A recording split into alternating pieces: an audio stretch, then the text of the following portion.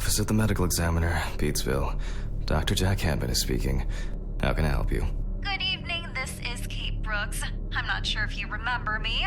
A few weeks ago, we talked about an article I'm working on.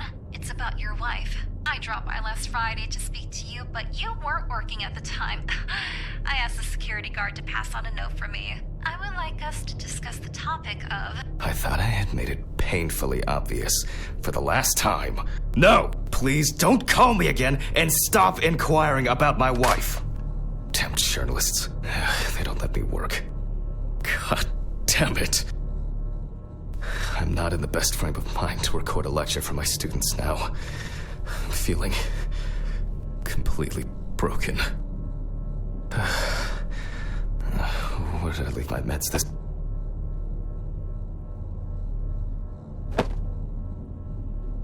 They definitely pay me too little for this. Stephen didn't clean up after himself again. It won't be needed for the next few months.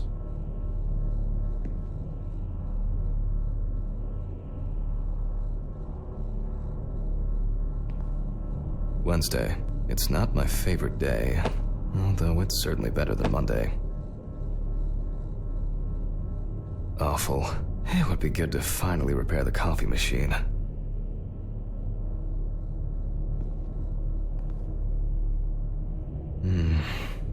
Another kidnapping this month.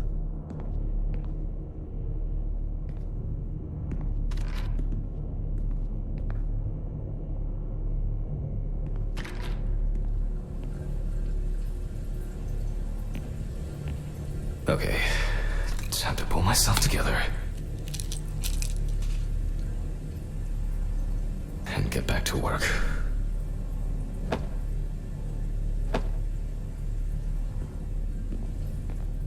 I need to set the camera first. This place is starting to look like a hoarder's dream, rather than a storage room. Now remember, Jack, don't forget to hit the record button this time. Let's hope I'm not caught short this evening.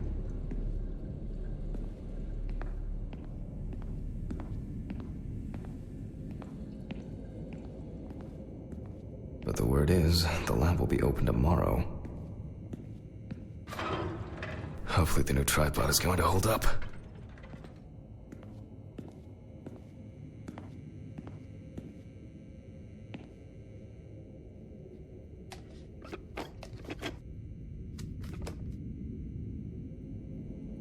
Now, I just have to get everything in frame.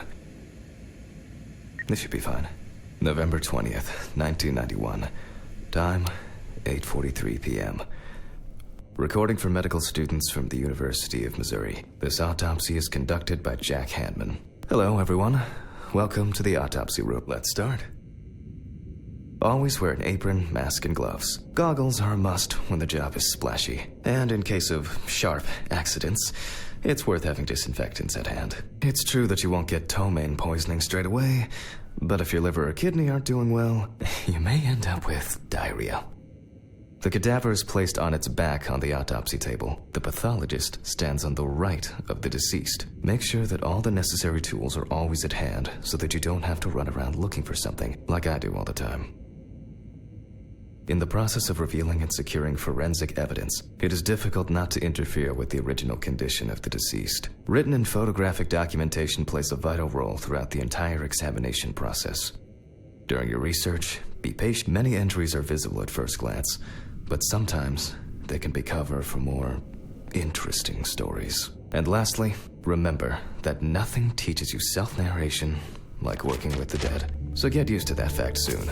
The deceased was found on the outskirts of a parking lot at a gas station, where the deceased's name is Tobias Chambers, locally known as Old Toby. The body was noticed by a station employee during the morning shift.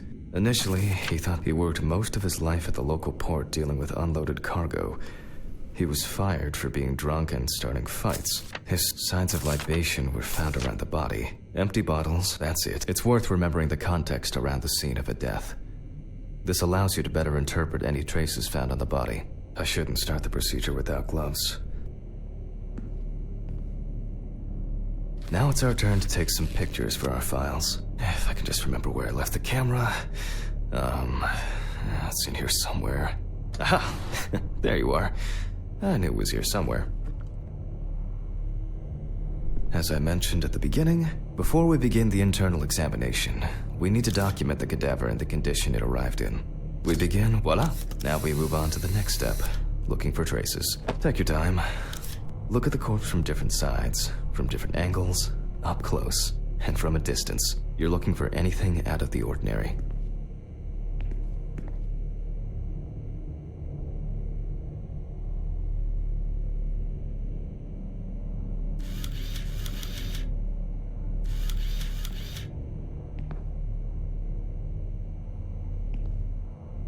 Poorly healed wound. Looks old. I'll take a closer look later.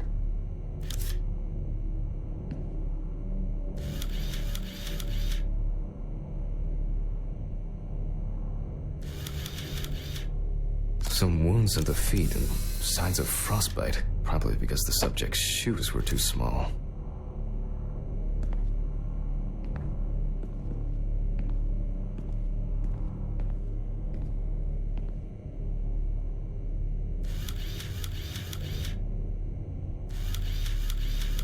That's something interesting.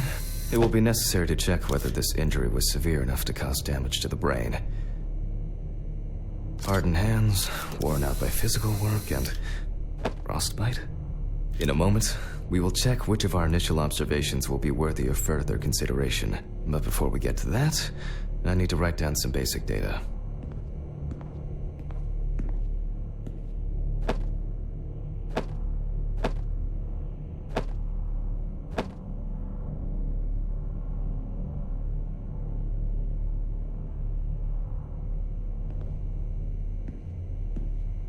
Scalpel, scissors, syringe, magnifying glass, knife. I guess I forgot to clean the knife. Personal information. The deceased was unclothed. Date. Okay. As you can see, I note everything down on previously prepared forms. Every pathologist must keep a detailed record of every step of the autopsy. This not only allows you to track the procedure, but also collates the results together, upon which you may back up your conclusions. So, enough of the boring prep. Let's begin by taking a closer look at the spots I photographed earlier. For this, you're going to need a magnifying glass.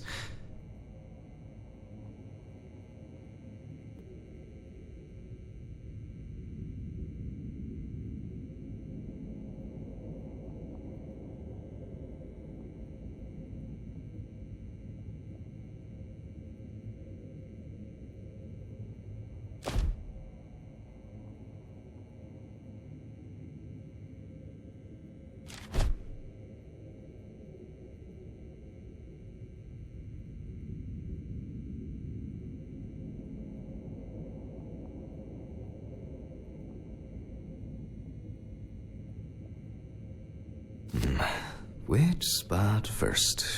Definitely a painful mix of frostbite, abrasions, and blisters. Old Toby had been wearing shoes too small for him for a very long time.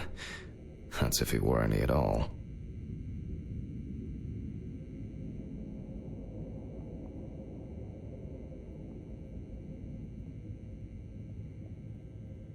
Here we can see frostbite on the fingertips. We can tell by the characteristic skin color.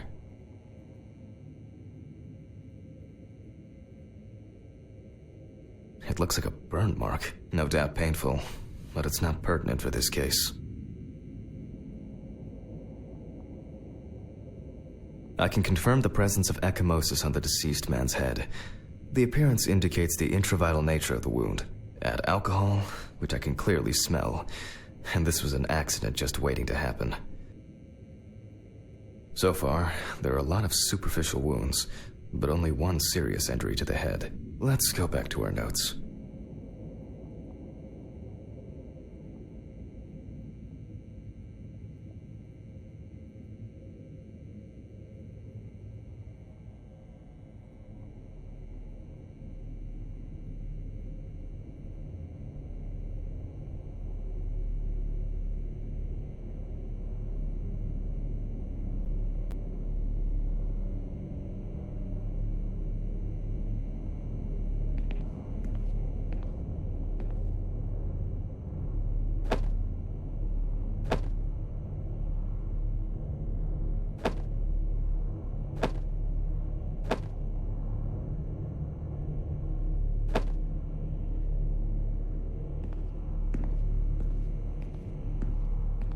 Let's start.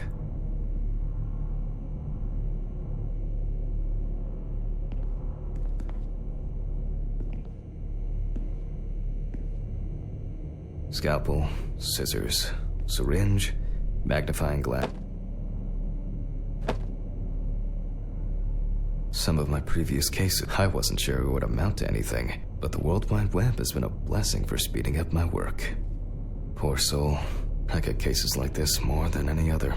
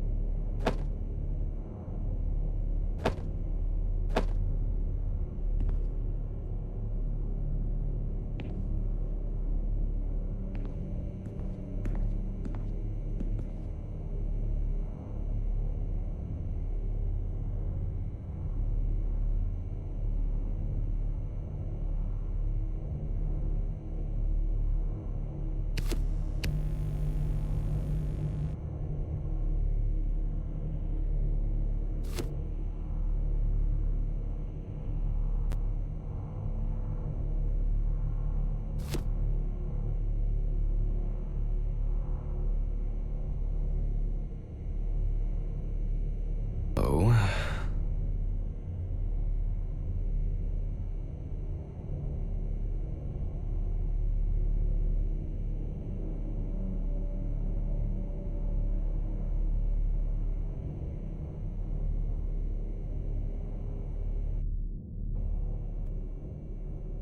The head wound.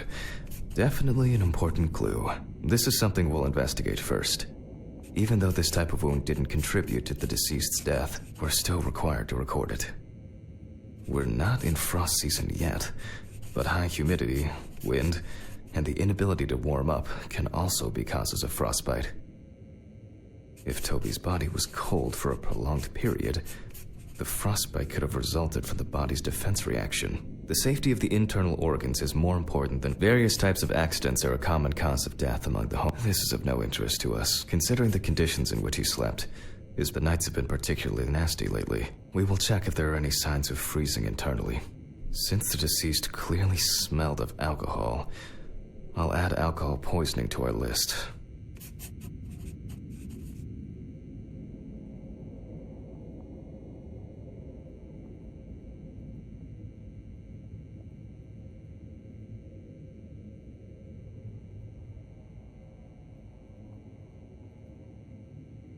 We still have one thing left from the basics, rigor mortis. Well, we take our deceased by the hand, gradually re-raise it,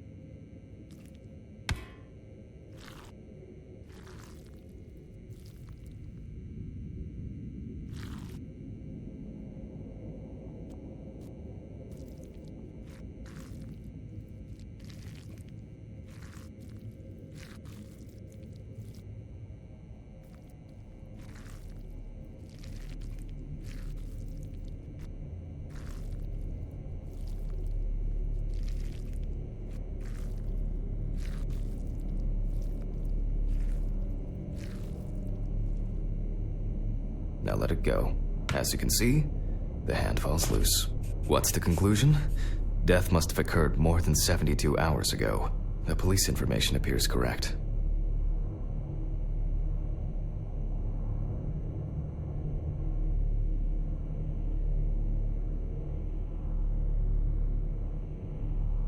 Head trauma seems the most promising, so we'll start there. For this, I need an oscillating saw.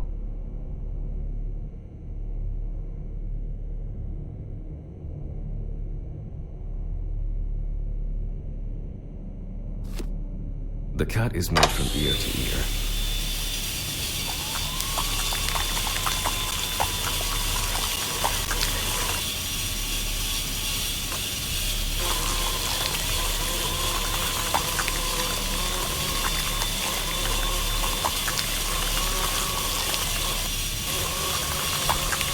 After which, we remove the skin and the top of the skull. After the basic examination, we can see that the brain's cerebral gyri in both Some pathologists prefer to examine organs without removing them. However, for me, it's much more convenient to examine them on a board, which we'll do now. Holding a long, narrow blade knife in the dominant hand, we slowly cut the cranial nerves on both sides, all the time pulling the brain towards us.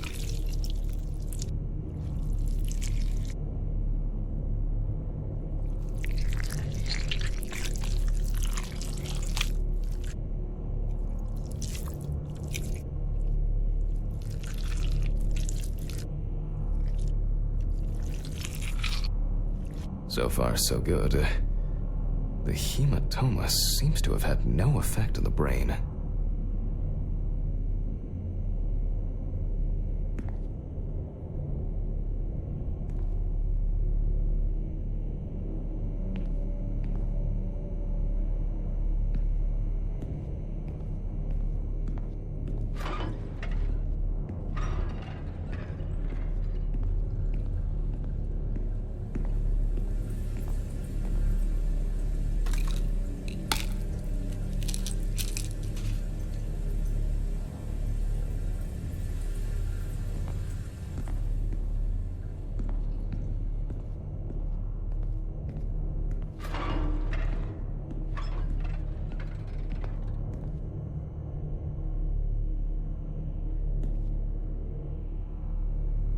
We can rule the fatal accident out as well.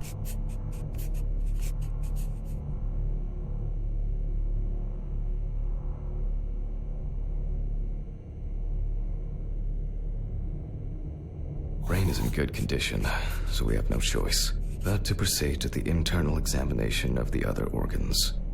I grab a scalpel from my kit.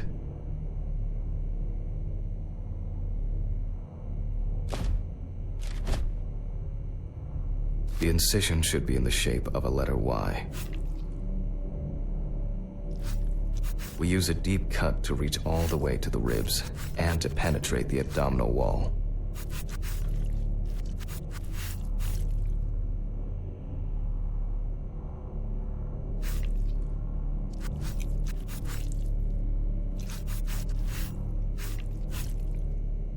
All right, now we peel back and separate the skin.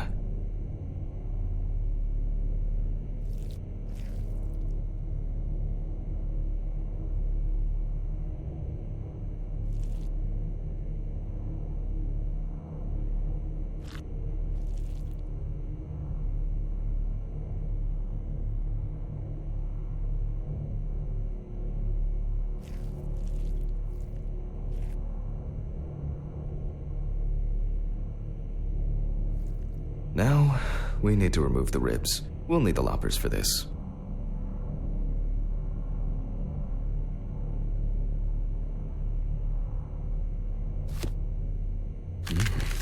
Quite a satisfying crunch. We can see widespread black and tarry deposits caused by smoking cigarettes. Despite the tragic condition of the lungs, they are not the cause of death. Alice smoked too. It didn't kill her, but... what was I talking about? Lungs. Yes. Advanced inflammation.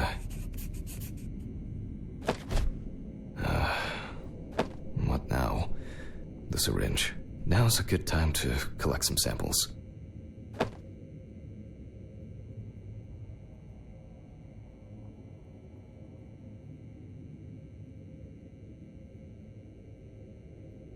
Specifically 3. From the eye, the heart, and the bladder. I'm interested to see vitreous humor analysis is very useful in indicating long-term alcohol abuse. 5 milliliters from the left ventricle should do it. And from the bladder, we draw about 10 milliliters of fluid. Now we take our samples to the centrifuge. But before I do that, I need to find my notebook. My dyscalculia means that I always double-check the settings. Please excuse me while I run and fetch it.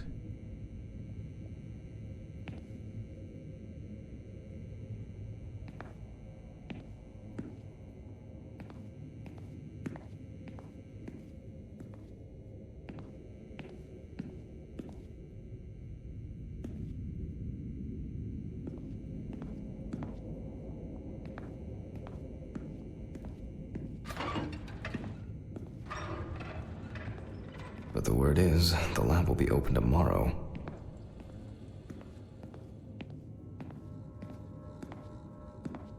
This whole thing is covered in stains. I should check this out under the microscope sometime.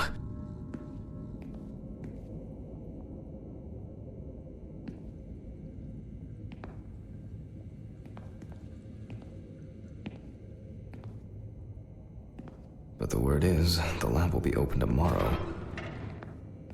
Let's get back to the examination. We put all of the samples into the rotor.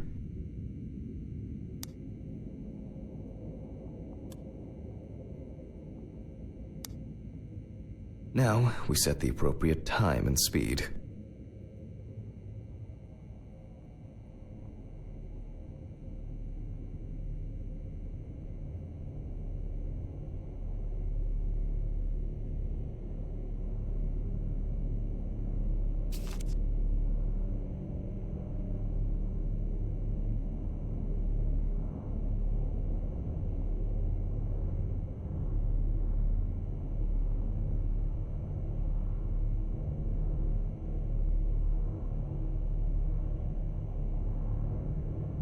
Okay, let's roll.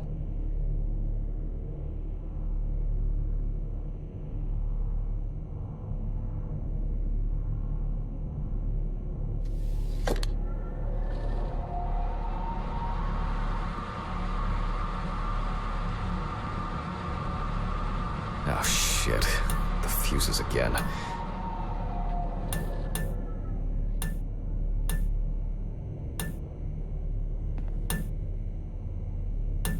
Where were we? Oh yes, the blood alcohol concentration. Let's see what we've got here. Everything's separated as it should. Our lab is closed until tomorrow after the last, incident. However, considering that Toby's favorite eau de parfum appears to be ethanol, I'm guessing the results won't surprise me at all. Let's go further. We will now focus on the cardiovascular system, specifically the heart. We remove the organ and examine it closely.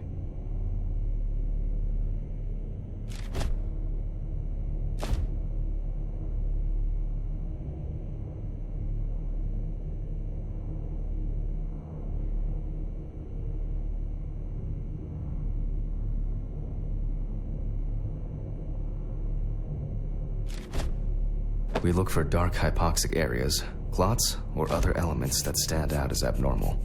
At first glance, the heart looks fine. The pulmonary trunk and aorta seem to be in good condition. There are no pathological changes that would have contributed to Toby's death. Now let's take a size is normal, healthy, pink color, and as expected, the stomach has no major external damage. We must now cut it open and inspect inside. We will do it carefully so that its contents do not spill out.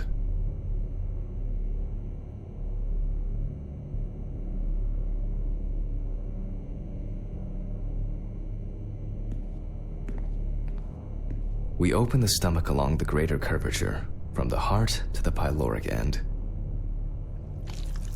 Oh, I already feel like there's something left inside.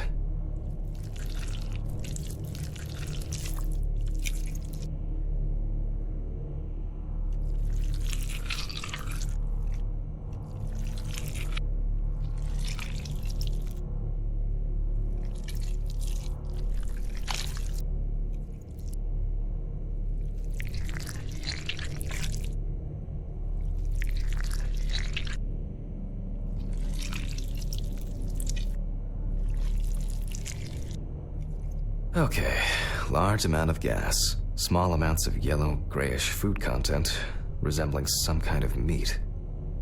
Either our deceased hadn't eaten in days, or the bulk of his stomach had already found a way out. Looks like I'll have to find the missing contents.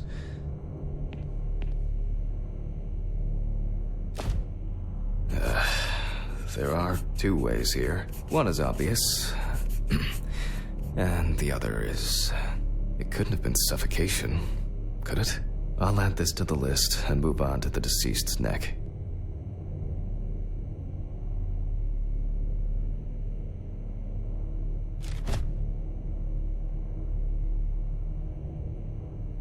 At first glance, the trachea looks normal.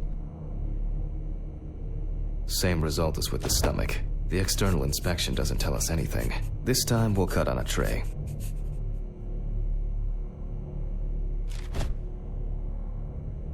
While cutting such a small organ as the trachea, we must make a precise incision.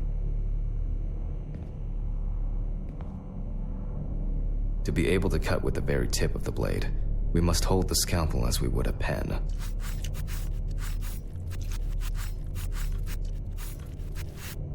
And after careful examination and deduction, we've got it, a clogged trachea. It's time to summarize the whole thing.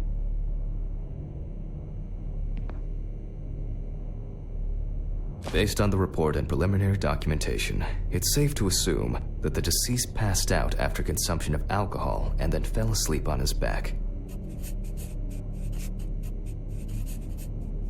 Then, the gastric contents refluxed and flooded the airways, causing death. That's why we don't forget about the recovery position at dorm parties.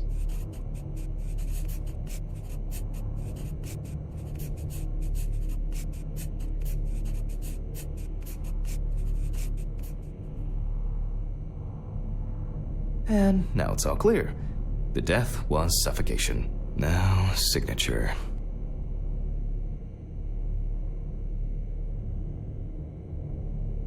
The mystery is solved. But for us, this is not the end. First, the dead body needs to be cleaned up.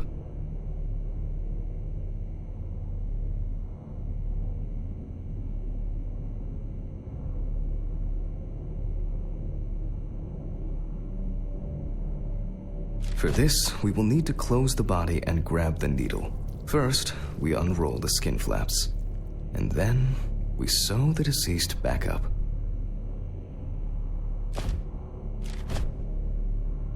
I'm using the baseball stitch technique. This stitching method is very strong and quick to do.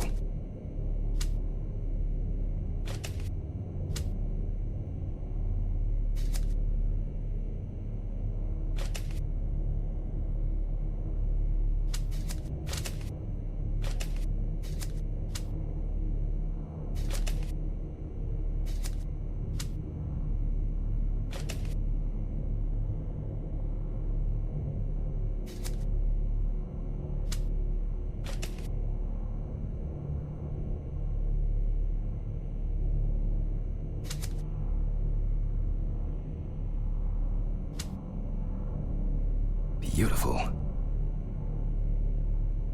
Now we say goodbye to the deceased and put them safely in the fridge, ready for the next stage of their journey.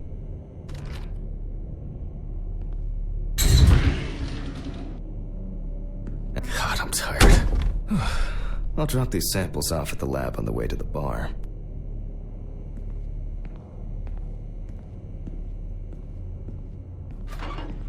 I'll call Steven. I don't feel like drinking alone today.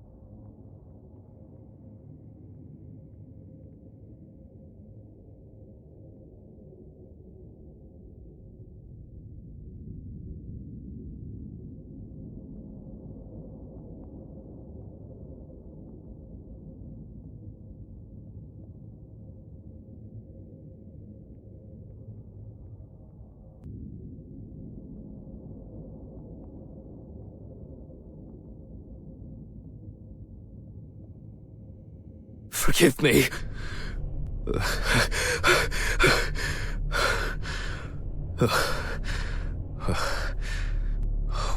What? Christ. What a dream. Fuck.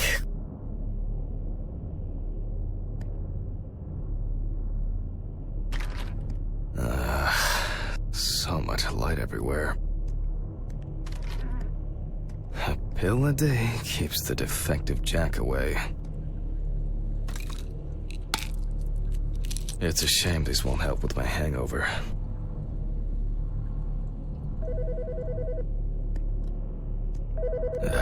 The fucking phone.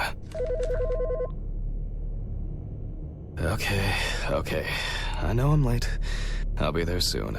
It's not like the dead are impatient. Jack, no. Alice? Who is this? It's Charlotte Graves. Oh God, I'm sorry. I didn't recognize you. I thought it was work calling. It's okay. I hate it when work calls me at home, too. How is everything? We haven't talked since... you know. Well, there are good days, and there are bad days. What can I say? At least I can hide away at work. Well, you always were the most comfortable in the dissecting room. Listen, I have an unusual request. Okay, how can I help? It's nothing serious. I just wanted to ask. Do you have any pictures of Alice? Maybe one where the two of us are together? I'd love to have something to remind me of her. I guess.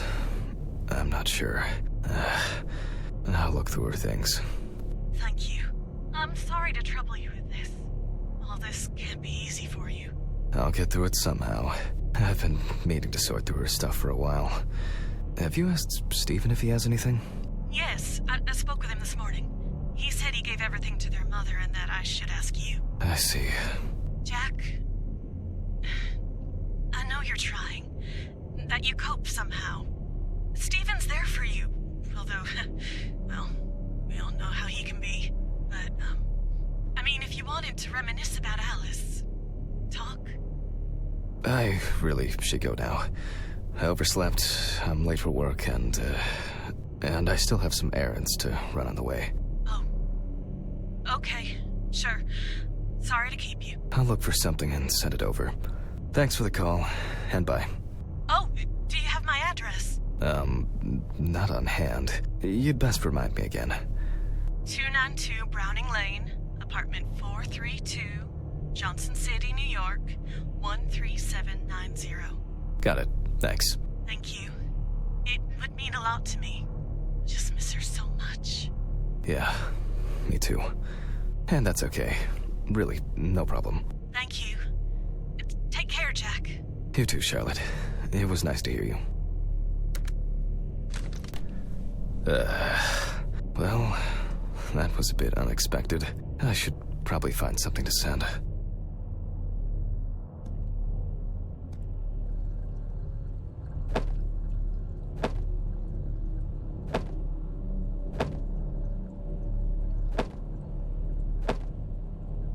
They certainly have more will to live than I do.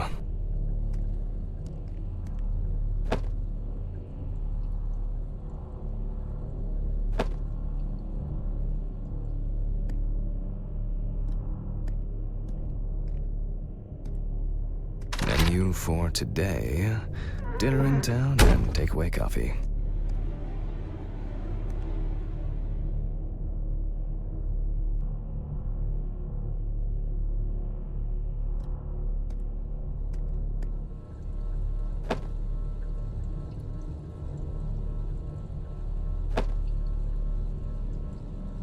Some days, I just feel like setting fire to all this paperwork.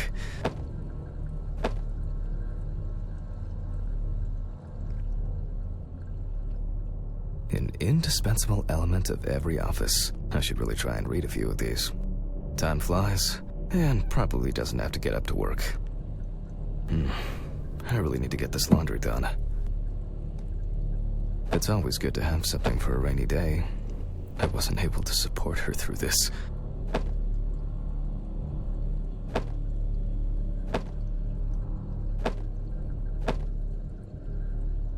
death do us part. It was a miracle that the coffee didn't wash off the writing. And that she said yes.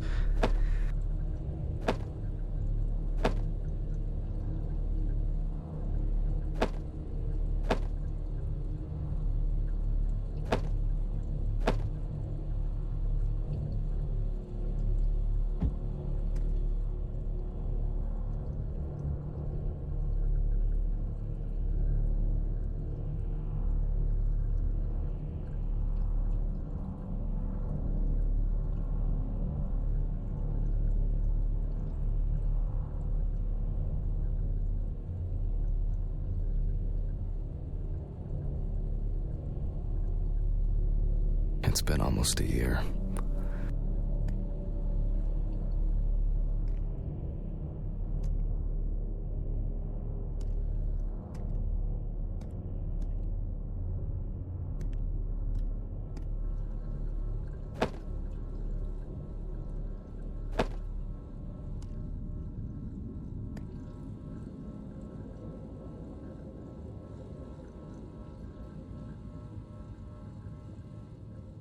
It hurts too much to look at these, but I can't throw them away.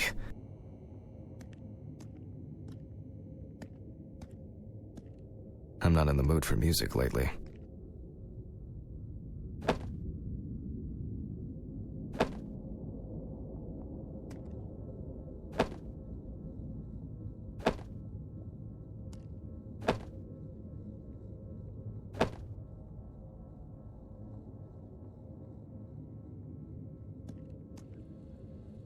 They certainly have more will to...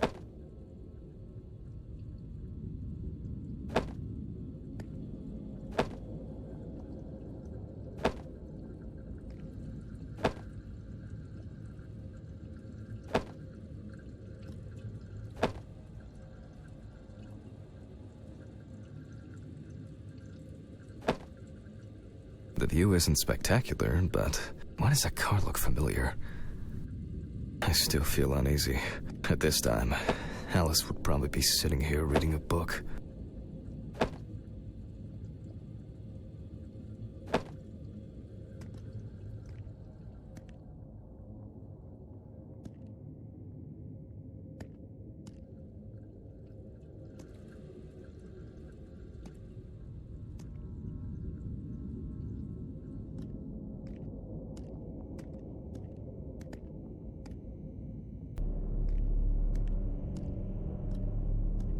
It's just too dirty to use.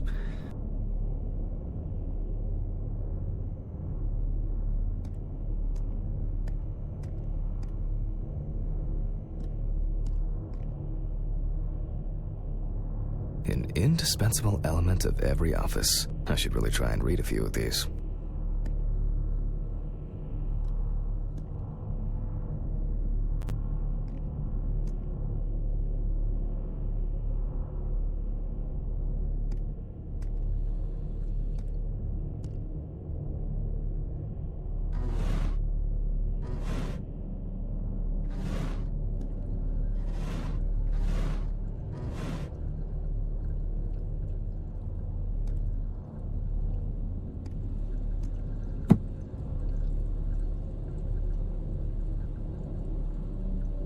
She got it for her first day of work, and she broke it the same day. She said it was for luck.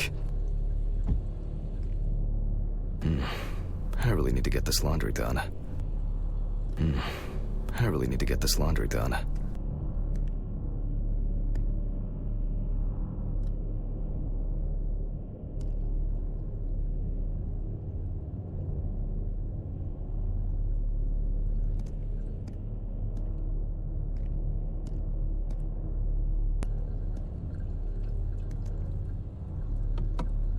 Alice and Charlotte in Amsterdam. It's hard to believe they've known each other for so long.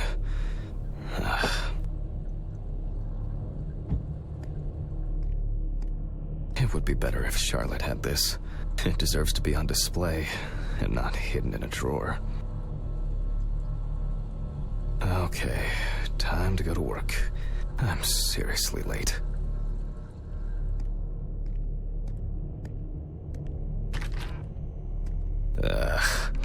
should grab some coffee and aspirin on the way.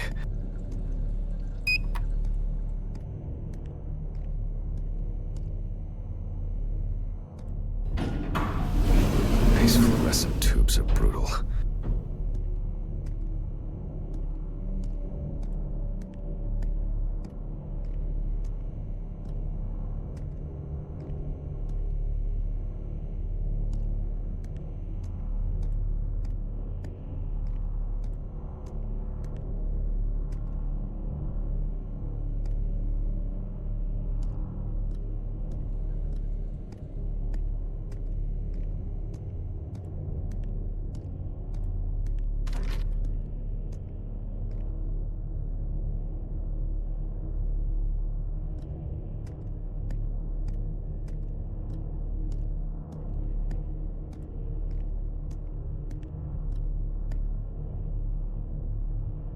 I hope this helps, Charlotte.